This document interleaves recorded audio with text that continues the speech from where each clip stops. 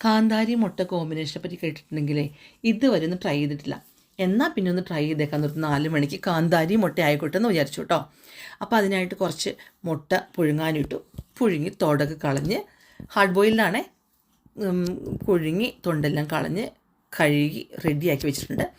അതിന് ഫില്ലിങ്ങിനായി നല്ലോണം ഒരു പിടി കാന്താരി എടുത്തു. ഒട്ടും കുറയ്ക്കാൻ നിന്നില്ല. കാന്താരി ഒരു പിടി എടുത്തു.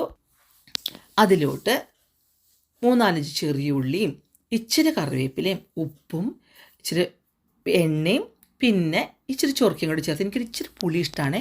അപ്പോൾ അത് നന്നായിട്ട് ചതച്ചങ്ങ് മിക്സ് ചെയ്ത് വെച്ചു കേട്ടോ. എന്നിട്ട് ഈ മുട്ടയെല്ലാം എടുത്ത് വളരെ ശ്രദ്ധയോടെ ഒന്ന് പൊളിച്ച് അതിനകത്തോട്ട് ഫില്ല് ചെയ്ത് വെച്ചു. ഇവിടെ എരിവൊന്നൊരു പ്രശ്നമല്ല കേട്ടോ. അപ്പോൾ കാന്താരി മുട്ടയും അടിപൊളിയായിരുന്നു, എല്ലാവർക്കും ഇഷ്ടപ്പെട്ടു. അപ്പോൾ മിനിറ്റിനുള്ളിൽ ഈ കാന്താരി മുട്ടയും കൂടെ തീരുകയും ചെയ്തു കേട്ടോ. അപ്പോൾ പിന്നെ അതിന് കൂടെ കട്ടൻ ചായയും കൂടെ ആയപ്പോൾ നല്ല പൊള്ളിയായി, അടിപൊളിയാണ് കേട്ടോ, നല്ല സൂപ്പറായിരുന്നു.